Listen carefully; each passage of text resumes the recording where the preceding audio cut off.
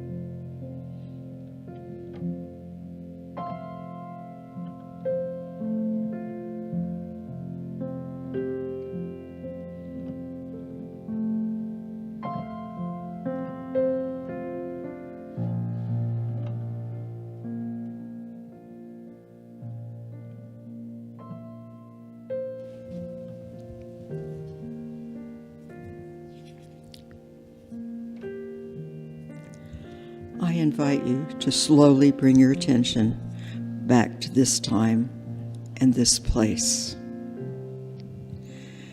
Gently opening your outer eyes, and stretch a bit if that feels good, and just breathing yourself into the present time, knowing that you have touched that inner peace and that inner strength in the silence. It will serve you well this week. And please join me as we bless this physical space and the many people who contribute to the creation of this special time together on Sunday. Blessings and peace to everyone here in our chancel and to those of you in our virtual congregation. Blessings and peace for the week ahead. Take this peace with you. And so it is. Amen.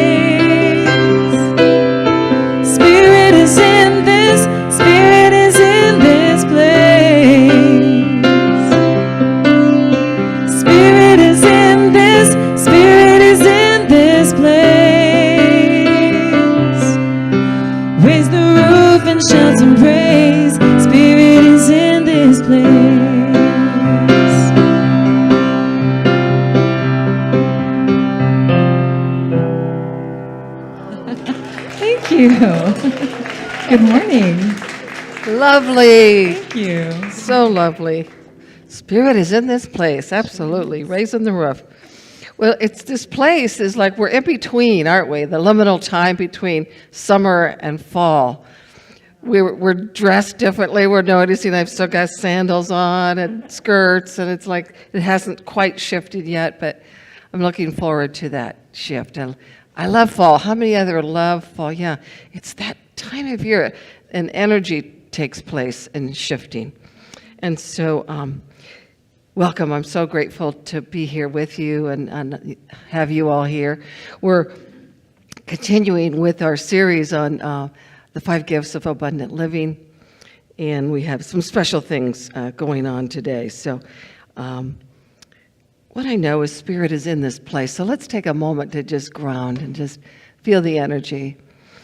Yeah, I hear you breathing already. We take that breath and feel the Spirit of life breathing us, the Spirit of joy, the Spirit of love.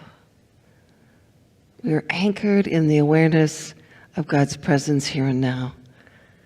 And we open ourselves to your amazing grace. Thank you, Spirit, for uniting us together once again. We are grateful. And so it is. So our mission is practical spirituality, welcoming community. So we hope you feel that welcoming community the moment you stepped onto the grounds.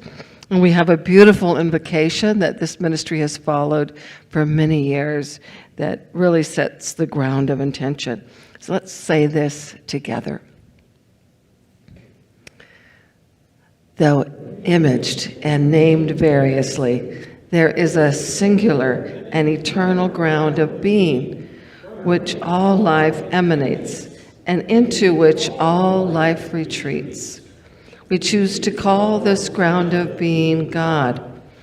By extension, we come to understand that we are spiritual in nature, human in expression, and limitless in potential. We gather today to remember such truths, to celebrate our unity, and to honor all life, which is our vision. And we have core values and value statements, and today is radical love. Let's say this together. We believe each person is an individualized expression of divinity itself, and we accept each person as such, without condition, question, or exception. As a matter of principle, we love boldly, which is so true. It'll be evident when we do the welcoming and everyone's gathering around hugging. So be sure, if you're not a hugger, to put your hand out pretty quickly, because everyone else is going to be grabbing you.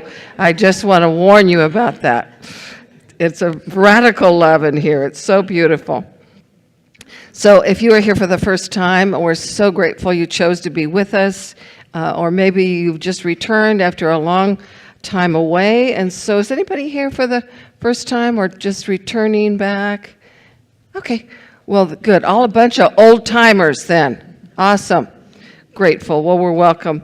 Grateful for your presence. If you're new here with us online, we'd love to hear from you. And at the end of the service, there'll be an email that you can send us some information or pop something in the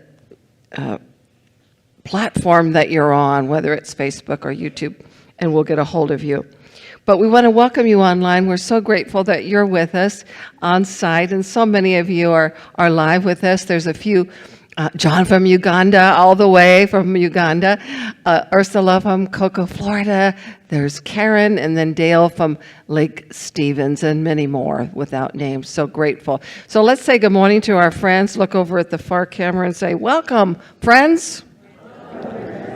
We are blessed to have you. You are a blessing to this world.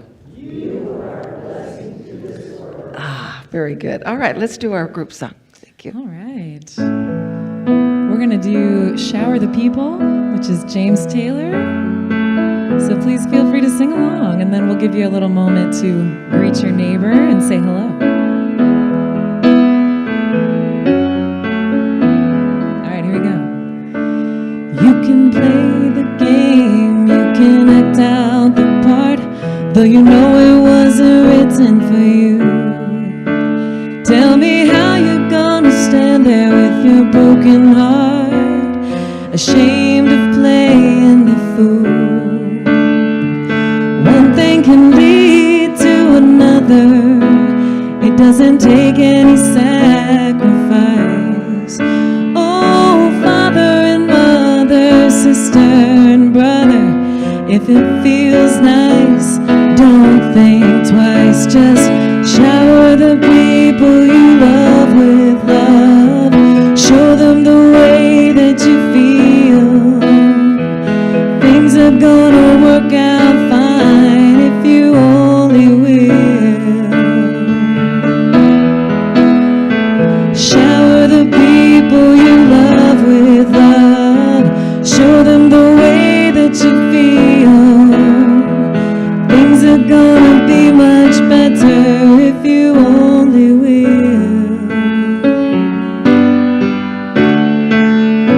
You can run, but you cannot hide.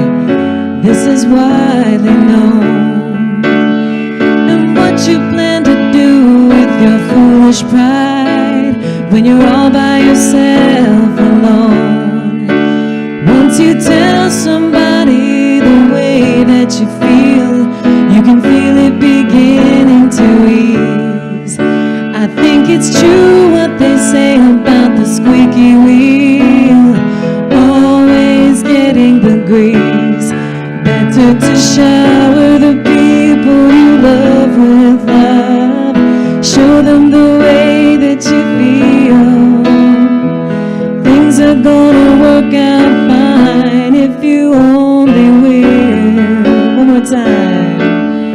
Let's shower the people you love with love. Show them the way that you feel. Things are gonna be just fine if you know they will. All right, we're gonna give you a little time to meet and greet and say hello to everyone this morning. So please stand as you're able and say hello to someone.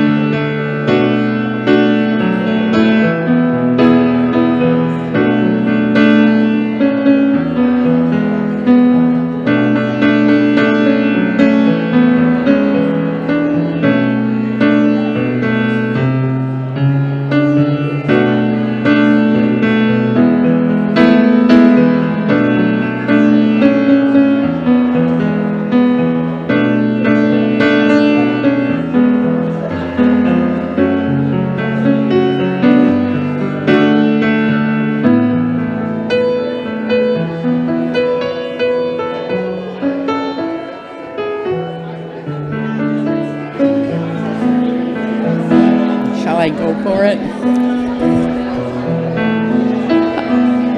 Okay, folks, if you will start finding your way back to your spot of grace here today.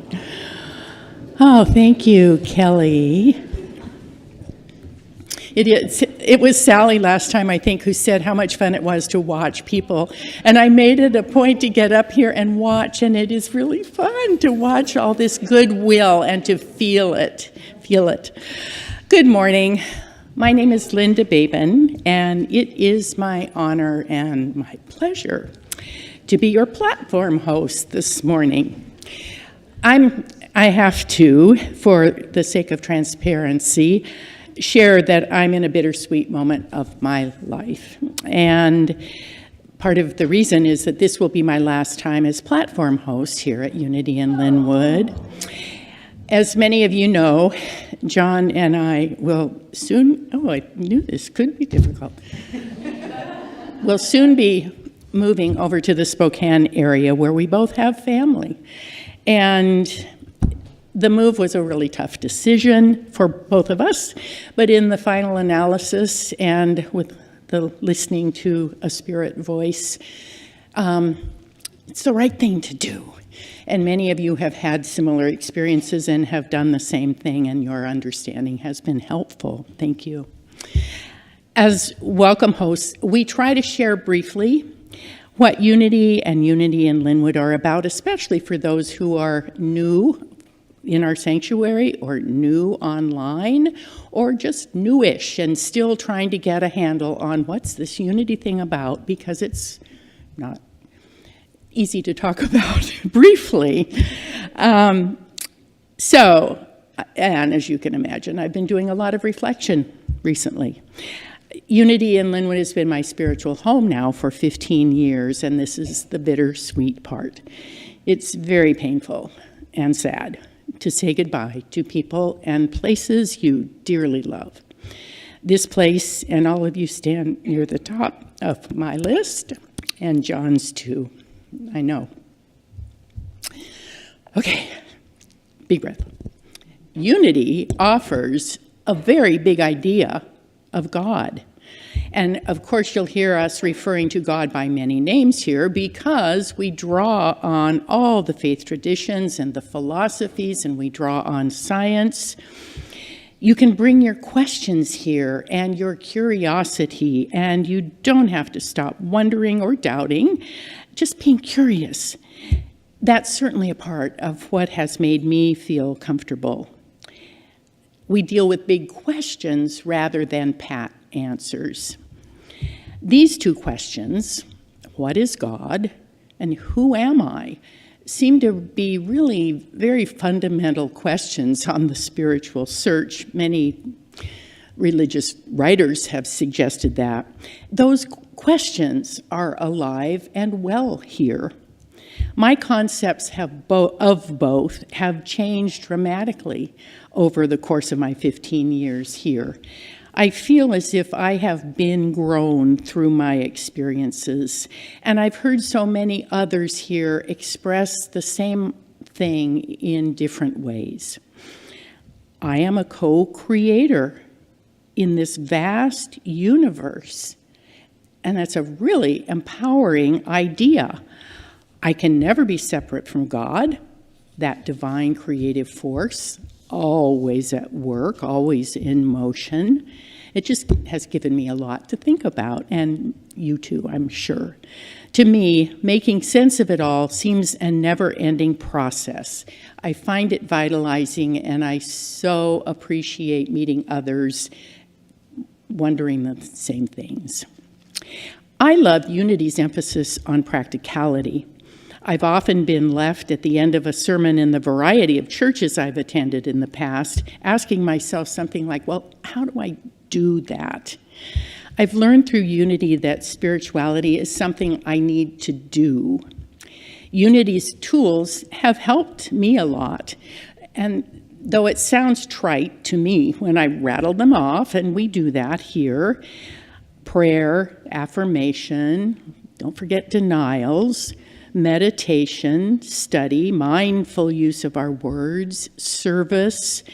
As I've tried to work with each of these ideas and practice them, they have come more to life for me. Each of us is invited to bring definition to these things for ourselves and to practice. It's practice, not perfection, that is the goal here. An example for me is the prayer class. I can't tell you how many times I've taken the prayer class, and every time I learn something, I expand my thinking, things deepen for me, and I'm not done yet. Unity's foundational values of diversity and inclusion help me feel at home. Each one of us is unique and uniquely gifted with powers and capabilities from this divine creative energy. Here, we have the freedom to explore what looks like, what that sounds like in our own lives. This is such a critical foundation to me, but it's very difficult work. We only have to look around a little to see how humans struggle with this, with bridging our differences. Knowing others who share this value and struggle to live it in the world helps build courage, I believe, and the skills of hope and motivation to keep trying.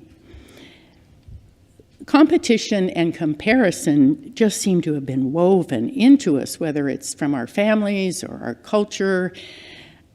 We can put that down here, because once we really get it, that every one of us is unique, that comparison stuff doesn't even make sense anymore. The last aspect of unity that I will mention is our appreciative outlook on things. It comes from an emphasis on the power of gratitude. It can be a challenge to spot the good when so much that grabs our attention frightens us. Isn't this our ongoing work, though? I believe that work fuels hope and trust and faith, and even strengthens that life force within us. I will end with a brief meditation on gratitude. Please join me by relaxing and sinking into your chair. If you're at home on your couch in your comfy spot, you've got to jump on us. We'll try to get as comfortable as we can. Breathing deeply does help relax the body. Please scan your memory bank for an event in your life that you know was or is a divine gift. It may be a person, a place, an experience of beauty or joy, an opportunity that fell in your lap. It's probably something that you didn't create or even imagine. It may have been a surprise or seemed random at the time. It may have been painful at the time or seemed completely insignificant. But now, looking back, you see a divine order in these things, and you are deeply grateful. Now, let's see if we can sense with our bodies into the invisible realm of co-creation, where we are and have always been supported by something beyond ourselves, something invisible at work on our behalf.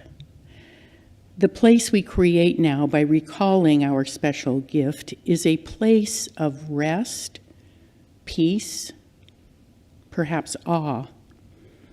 It's expansive. We open, we float. I'm going to pause to allow us to enjoy this moment of expanded awareness.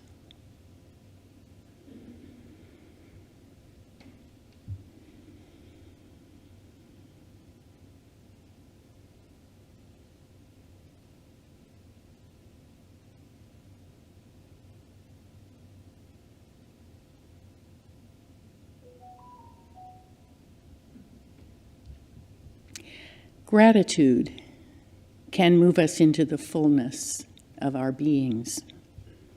Gratitude, deeply felt, restores and fuels. Gratitude is one way the universe offers us comfort as we open to it and invite it in. My deeply felt gratitude blesses me.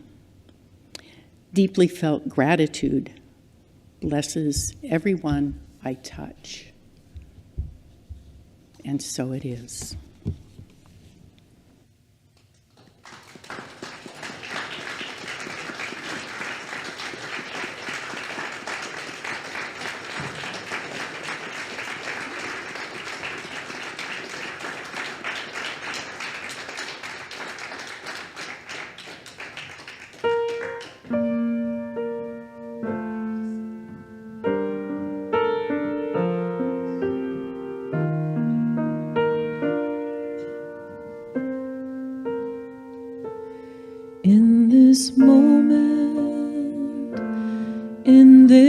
place. I remember who I am, letting fear and worry fall away from me. I open my eyes and see there is only love. There is only love. Love that heals, love that sets me free. There is only love.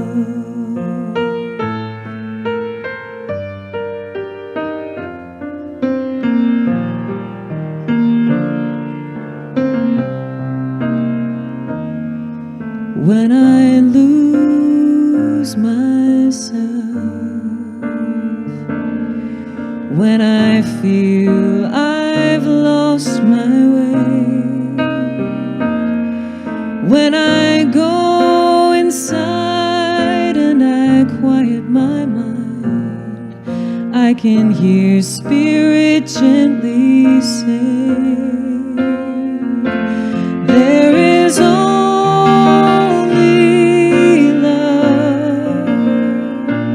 There is only love. Love that heals, love that sets me free. There is only love. There is only love. There is only love. Love that heals, love that sets me free. There is only love.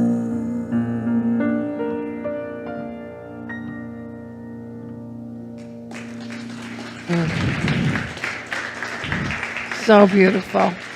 Thank you. So beautiful. So much heart you have, Kelly. So, Linda, I just have to say, I don't think we're going to let you go. You and John. So, you know where to find us. That's right. We're not going to go very far. We're expecting lots of visits. So today we're continuing with this series of abundance, and Linda was right on with doing gratitude. It's the very first premise of how to really move into a state of grace, move into this energy field of abundance is everywhere, is to move into a state of gratitude. It's a state, it's a consciousness. And so today, this beautiful song, There's Only Love, is the outcome of what we're going to talk about today, which is forgiveness, the F word. Laughing is good, because so many of us don't want to go there. We'd just rather not, because it can be a challenge. But today we're going to explore it. We're going to know that it's not about condoning what was done. It's not about forgetting. It's not even about reconciliation. It's about freedom. It's about the liberation from the mental and emotional attachment to what happened. It's about unclogging this pipeline of good that exists. It's unkinking the hose, right? That you and I live in this abundant field. Spirit is constantly sourcing us from so many channels. And forgiveness is one of those things, if we don't do it, it kinks the flow. So it's a practice. Jesus taught the forgiveness through the Lord's Prayer. He said, "Forgive us our debts as we also have forgiven our debtors." And in unity, we sort of understand it's a spiritual practice that restores this place of inner peace and restores the flow of divine life for us. So it's a practice. And so when we hear that word debt in the word, we may think of money or some obligation. But metaphysically, our debts are the unfinished accounts of the heart. It's the grudges we carry. It's the resentments that we might keep score of, or the emotional ledgers we won't let go of. Debts are the places where we have withheld love from ourselves or from someone else. And I know what that feels like. It's a sense of separation, isn't it? From self, from God, from the world, from one another. So forgiveness is bringing us back into the flow, God's flow. And so these debts are judgments that we keep playing in our minds over and over. The grievances, they owe me, or life owes me. So debts are sort of these old stories that weigh us down. They clog the pipeline for the abundance to flow through and as us. In my years of ministering and coaching and counseling and praying with people, and I've heard multiple stories of how life is against me, right, from people. And once they sort of finally get through that, I'll say something with fun, let go of the story and get on with the glory. The glory of God, the glory of freedom from this thing that has had you in this place of closing your heart to whatever. And so when we forgive our debtors, to those that we believe owe us something, they owe us an apology or a changed outcome, or to at least acknowledge that something happened. And when we stop waiting for them to pay up, we lay down this ledger, this story that we've been holding, and we let ourselves off the hook. We think forgiveness is letting them off the hook. It's not. It's letting us move on with our life. So this is why forgiveness is central to Jesus' teachings. It's not a moral obligation. It's a spiritual practice that restores an inner peace and restores the flow of life within us. Briefly, I shared a story with you, and I know you don't come every Sunday, but I don't want to tell the whole story, but it was when my father was passing away. And my father and I had a very challenging relationship. I was a new thought, liberated woman, and he was a very conservative Southern Baptist. So we clashed a little bit. Well, when he was dying, and we knew he was dying, he had cancer and he had surgery, and we knew his life was short, I said, okay, God, help me heal this. Let him see who I really am.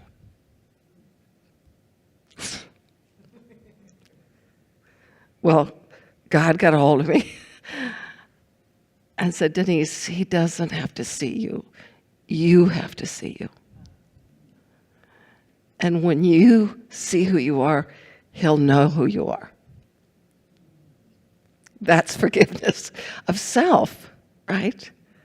Letting go of the story that somehow he needs to see who I am. When we get that people are exactly who they're intending to be and let go of needing them to be different, the heart opens up. And my heart opened up. And I got to be with him in the most spiritual, loving way. Yay, God, right?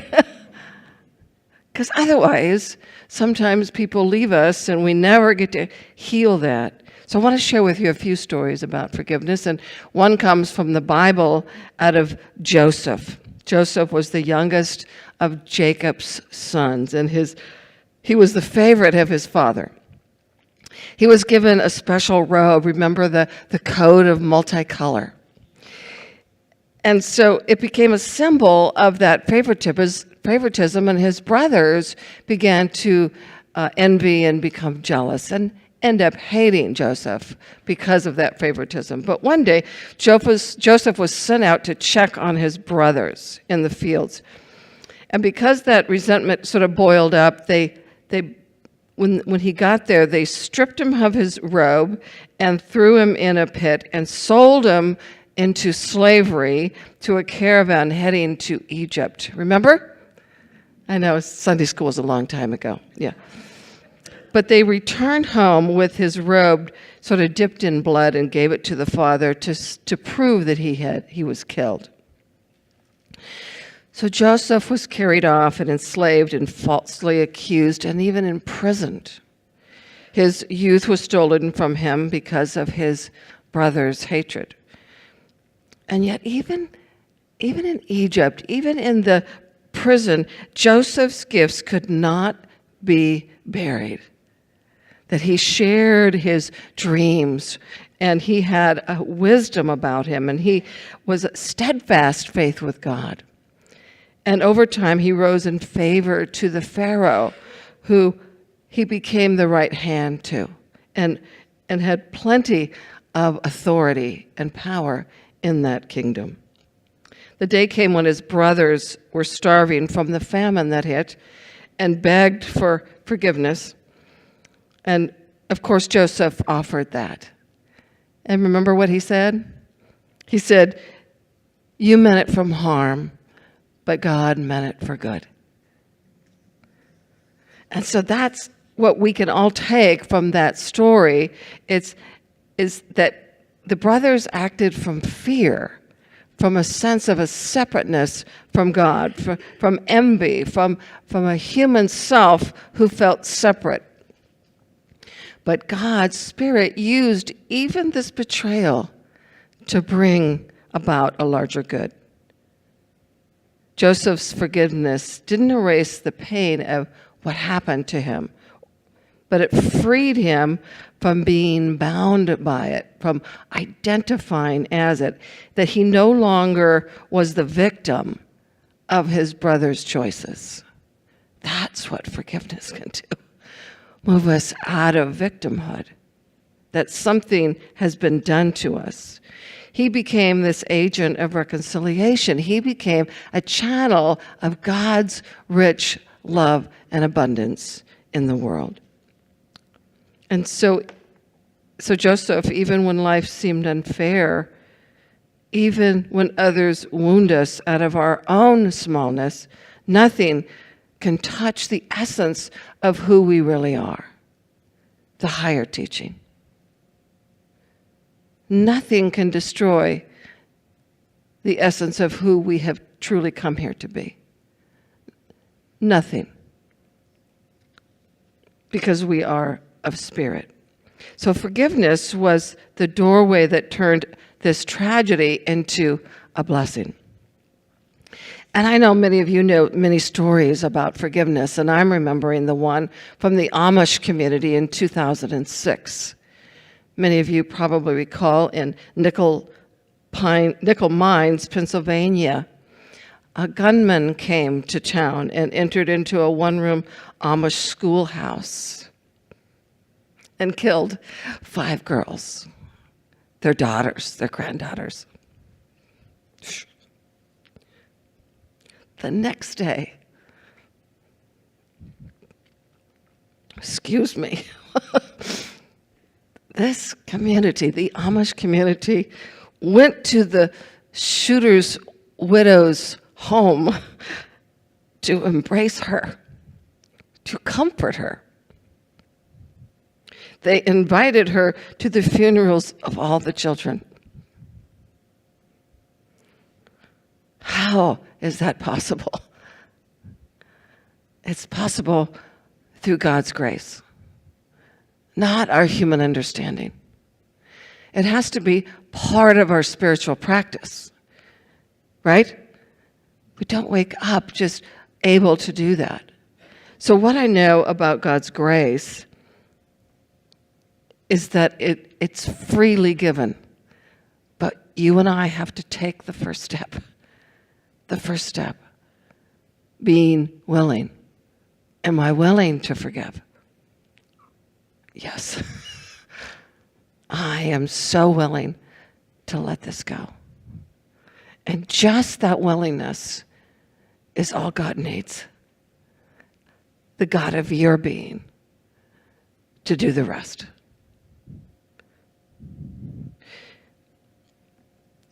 I met a woman 25 years ago, Linda Webka Kaba. And she was a musician and artist, and she was a singer-songwriter. And she came to the ministry my husband and I were serving. And she told a story that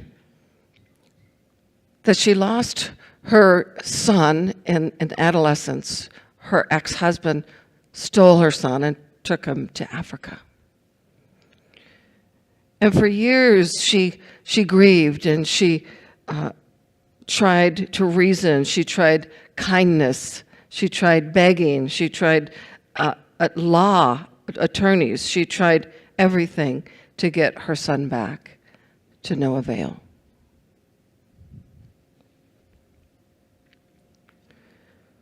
It wasn't until he became an adult that she actually was able to reunite with him. And I can't say that it was too late, but there's a part of her that missed quite a bit. You know what I mean? Yeah.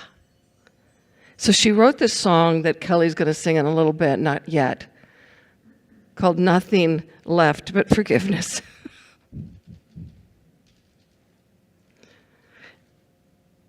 And some of us sort of need to be there in order for that to happen for us at the end.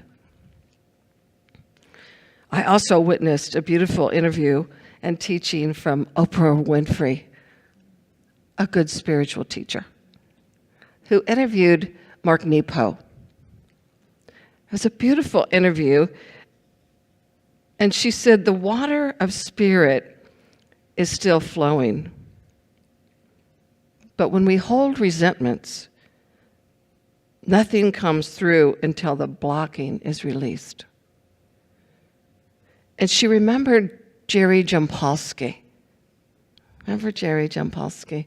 He said, forgiveness is giving up hope for a better past. Forgiveness is finally letting go of the story and getting on with the glory. Forgiveness is letting go that we've had that experience. We cannot move forward if we're still clinging to what should have been or what could have been. Oprah said, forgive yourself, forgive them. Step out of your history and into the path of your future. Forgiveness lets you let go of the past and move into a future. Because everything that has happened to you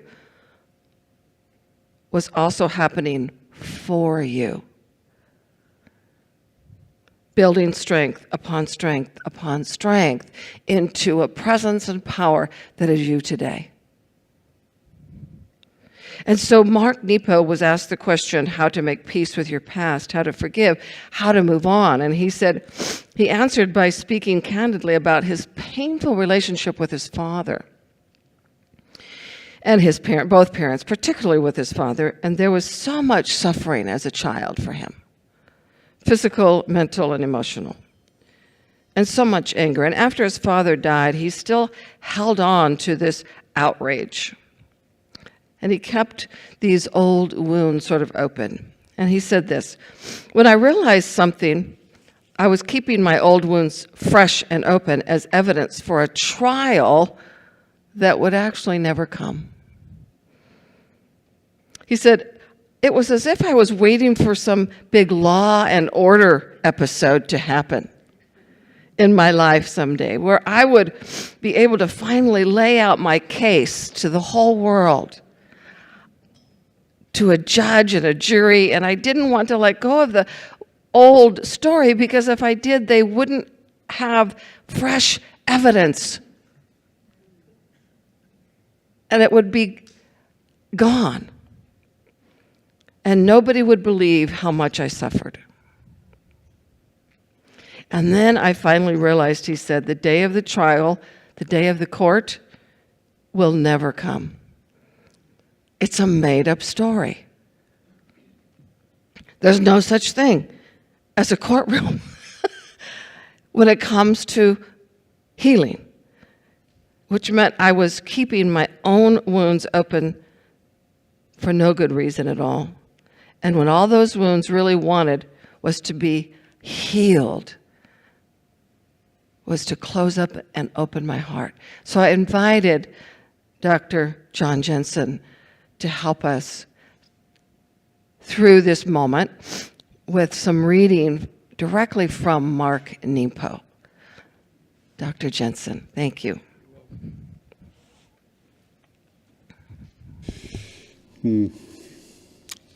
About Forgiveness by Mark Nepo. The pain was necessary to know the truth, but we don't have to keep the pain alive to keep the truth alive.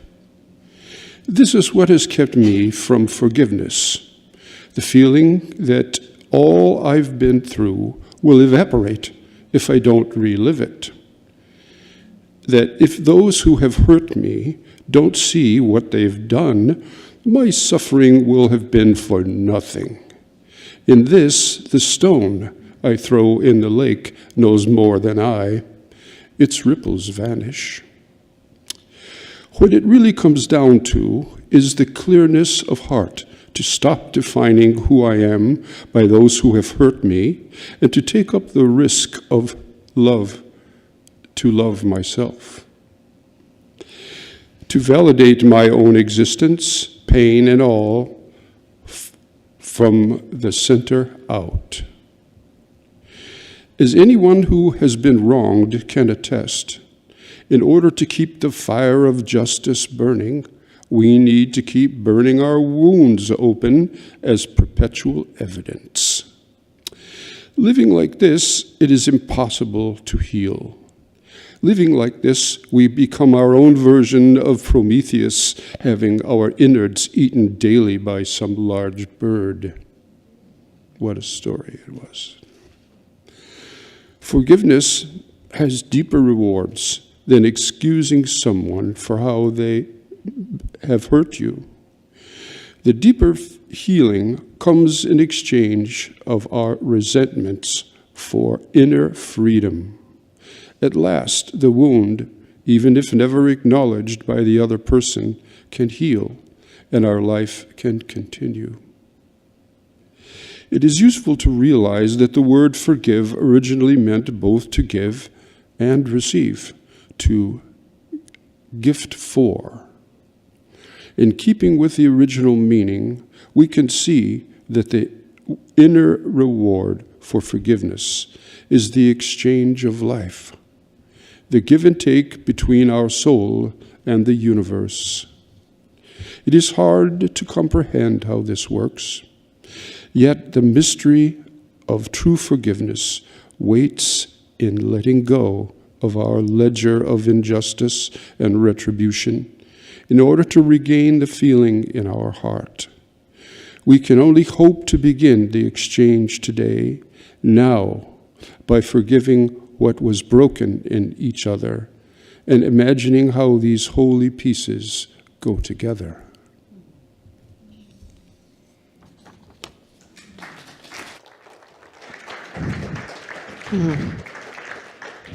Thank you. Beautiful. So beautiful. So it really comes down to the clearness of heart, that we stop defining ourselves. We stop defining ourselves as the one who's been hurt, the one who's been done. We begin to love and validate our own existence. And we let go of the pain. And I love how he ended that. Forgiveness is deeper rewards than excusing someone of how they hurt us. It's healing that comes in exchange of our resentments for an inner feeling of freedom. It's not about erasing our past. It's about liberation.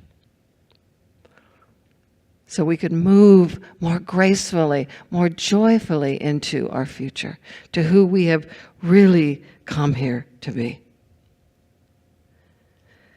And so out of the book, The 5 Gifts, the author, Diane Harmony, talks about forgiveness is not a transaction.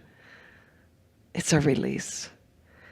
Unforgiveness clogs that pipeline, and forgiveness opens up the flow of good in our lives, especially love. And I don't know about you, but it's all about love, right? That's what the song just said. There's only love. And forgiveness shifts our identity from a wounded self or one who's been harmed to the divine.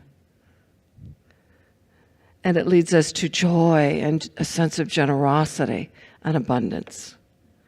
And the heart opens back up.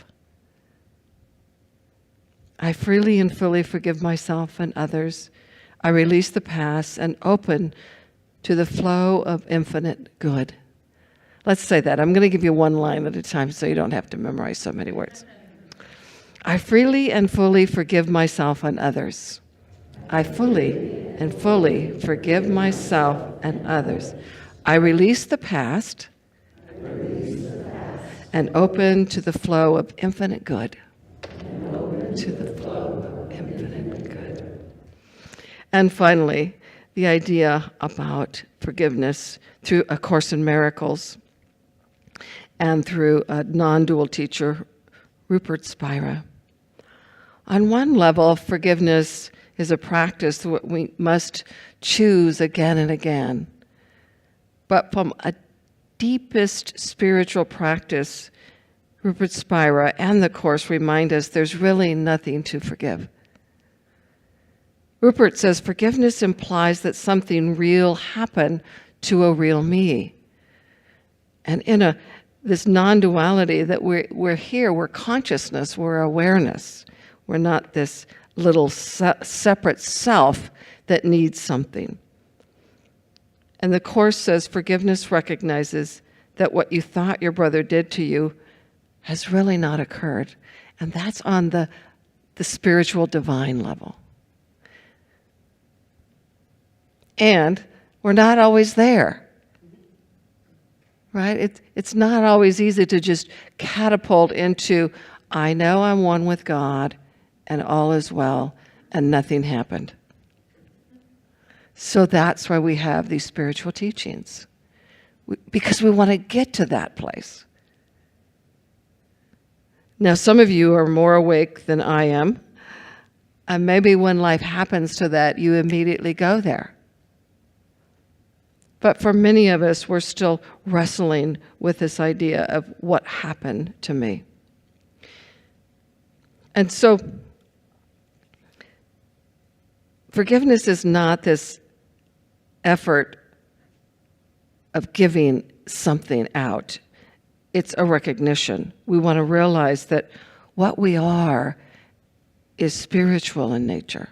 What we are is awareness of consciousness, of Christ's nature, of love itself. And that has never been diminished. So that's where the Course is coming from. And so we can rest in this place of sort of remembering the witness of Joseph and his drama, the courage of the Amish, the faith of Linda Webb Kakaba, the wisdom of Oprah and Mark Nepo, and the spiritual clarity of Diane Harmony, of Rupert, of A Course in Miracles. And so I'm going to invite Kelly back out, and we're going to prepare for a short meditation, and then she's going to go right into a song that will help us really move into this beautiful space. So close your eyes for a moment. Take that beautiful breath. We're just moving into a place of awareness that we are one with the One.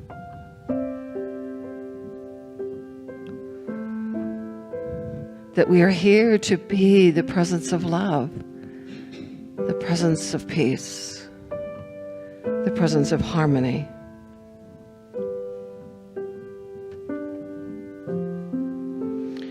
And so we just begin to know that whatever has been placed before us can be for us to awaken to the truth of our being, that God is in this too. That God is yearning for us to say, rather than why has this happened, how can I use this to glorify God? How can I use this to express more of my divinity? Let's listen.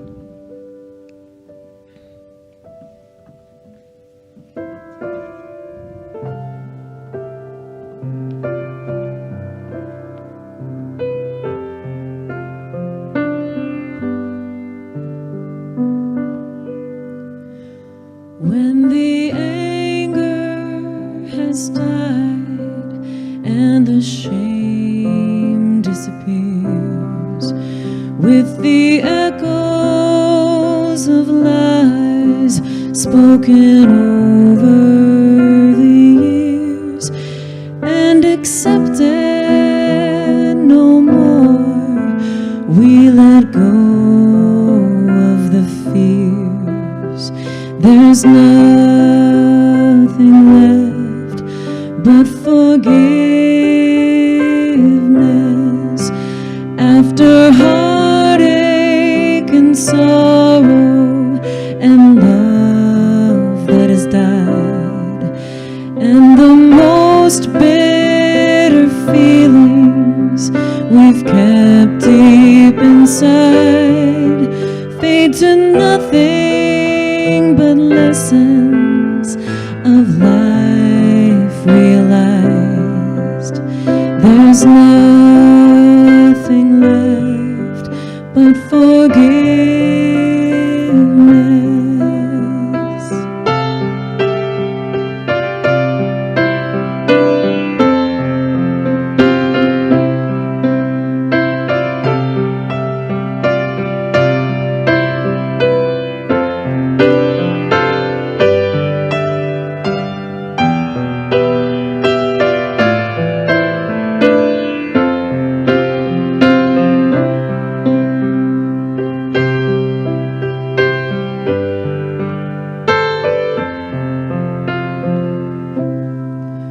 When the reasons have vanished, their power is gone, and the places they took us have led us back home, till we stand in the silence and then realize there's nothing left but forgiveness, forgiveness,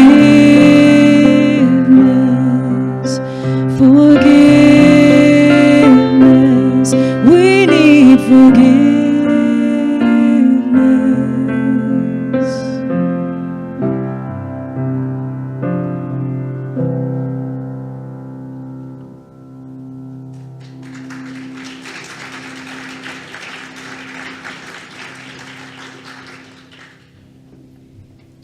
Thank you, Kelly. That was a beautiful song. And thank you, Reverend Denise, for that very important and timeless message.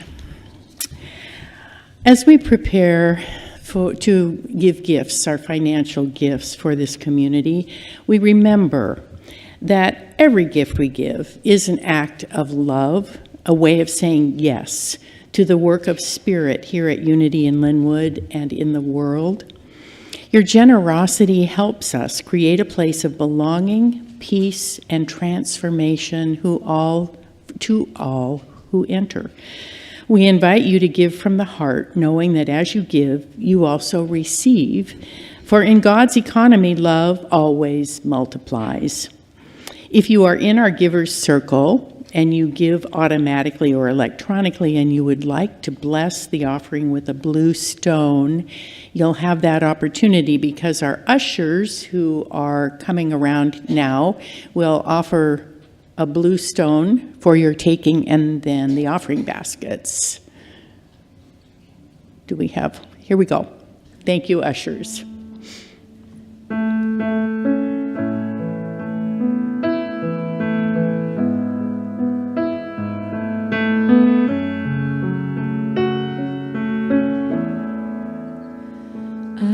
So blessed, I am so blessed, I am so grateful for all that I have. I am so blessed, I am so blessed, I am so grateful. I am so blessed, I am so blessed, I am so blessed, I am so grateful for all that I have. I am so blessed, I am so blessed, I am so grateful. I am so blessed, I am so blessed, I am so blessed, I am so grateful for all that I have. I am so blessed, I am so blessed, I am so grateful, I am so blessed.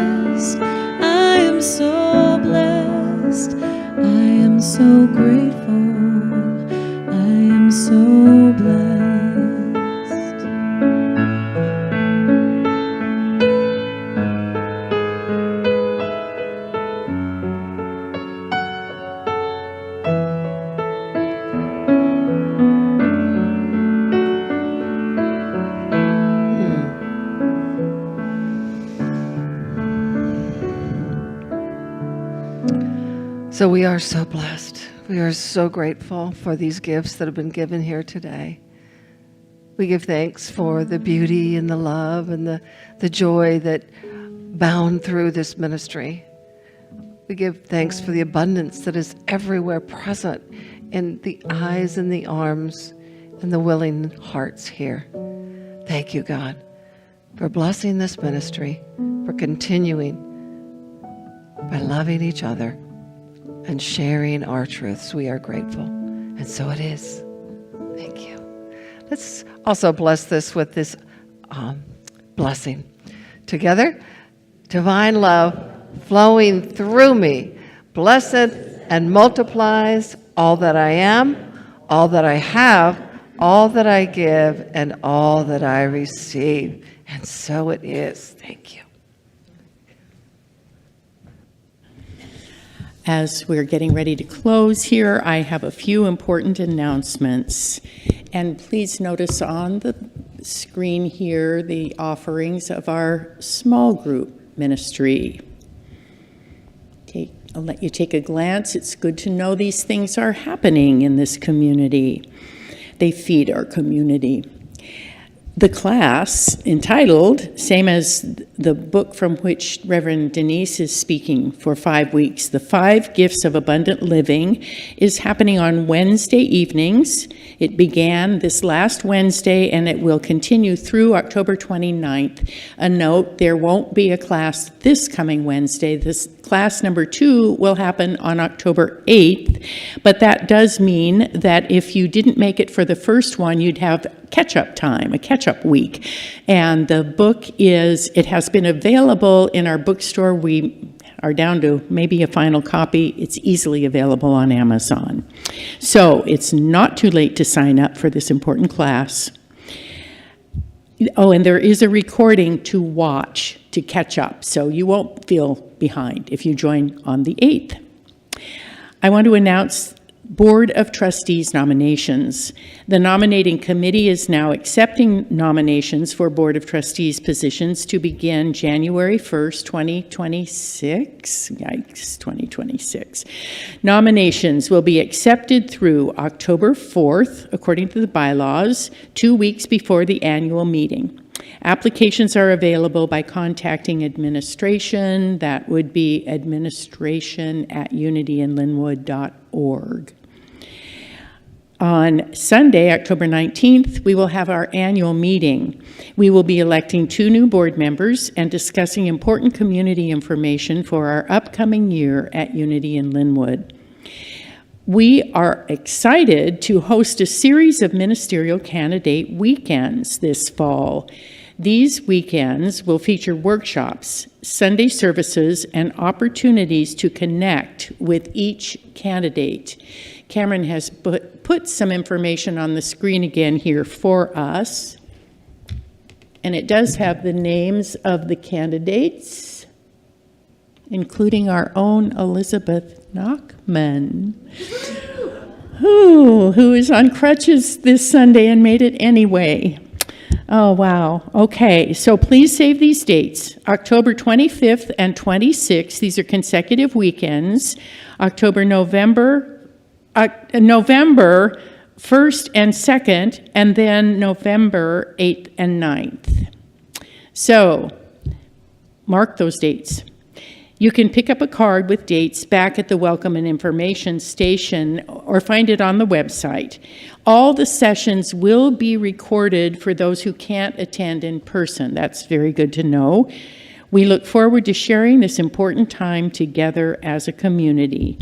And now I would like to invite Tim Vokes, a man of many talents, and I understand he has added nursemaid to his job description. So I'm here to yell at you. Not really.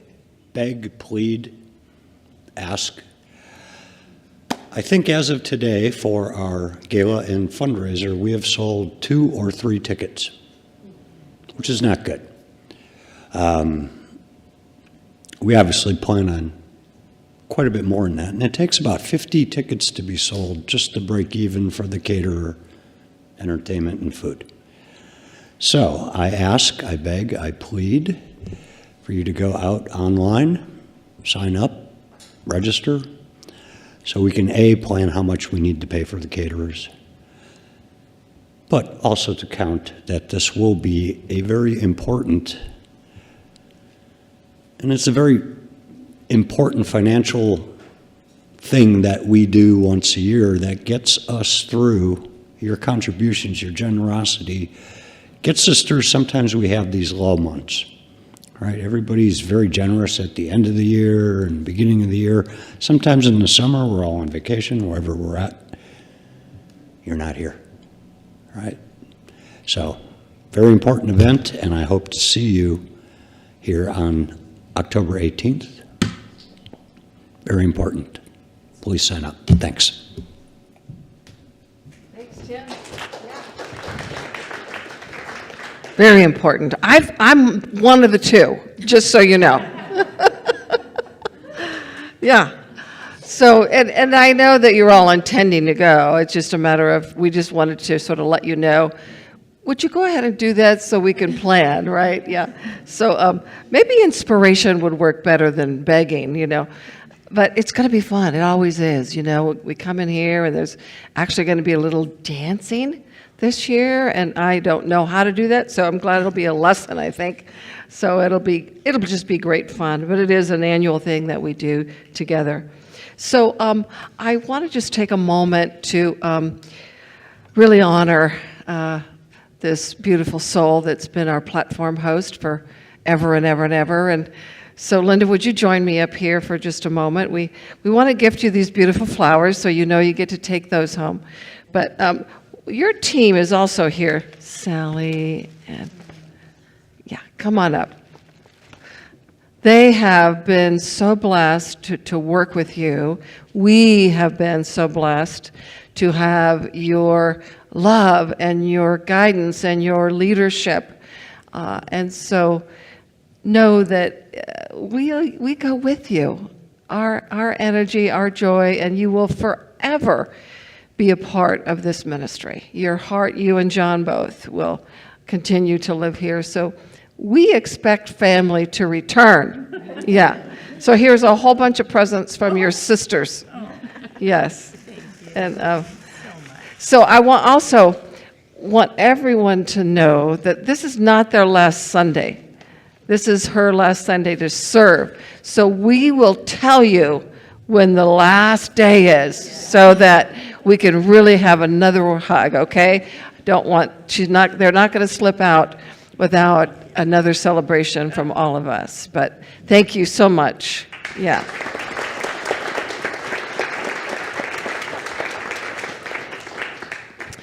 So we have prayer chaplains every Sunday that are here to pray with us, and we have a statement of faith before I do that. So a statement of faith is there's only one presence and one power in the universe and in my life, the infinite, living, loving presence of God. There's only one thing going on, God, the love.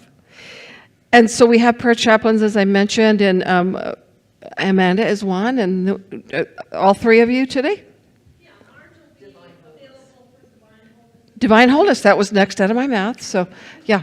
So Divine Wholeness is in the family room right there, but the three of them with these beautiful purple stoles will be available for one-on-one. Marge will be in the family room for Divine Wholeness. And don't leave without your prayer. You also, if you're online, you can you can email the number that is on the screen, and we'll call you in 24 hours or so with a prayer. So thank you for joining us here. And now it's our closing song. Kelly, please. Lord, prepare me to be a sanctuary, pure and holy, tried and true. With thanksgiving, I'll be a living sanctuary for you. Lord, teach the people to stop fighting, start uniting, live as one. Let's get together, love each forever, a sanctuary for you, a sanctuary for you. Thank you, Kelly. So beautiful. So join us in the Fellowship Friendship Hall for lots of extra food, and grateful you're here today. And don't leave without getting a hug from a few people. God bless. Yeah.